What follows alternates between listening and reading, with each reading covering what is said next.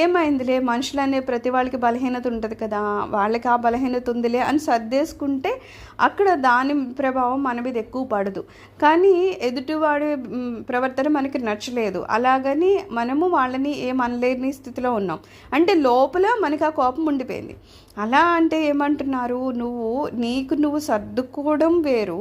ఇలాగ తప్పదు అని చెప్పేసి కనుక నీలో నువ్వు ఆ కోపాన్ని అణిచివేసుకోవాలని ప్రయత్నం చేస్తే ఏమొస్తదంట, బ్లడ్ ప్రెషర్ అంటారు కదా, రక్తపోటు వచ్చేస్తుందట. ఎందుకంటే లోపల నువ్వు ఒక ప్రమాదకరమైన విపత్కరమైన పరిస్థితుల్ని మనం శరీరంలో క్రియేట్ చేసుకుంటున్నాం. ఎందుకంటే ఆ కోపం మీద బయటికి వెళ్ళిపోతే ఒకలా ఉంటుంది.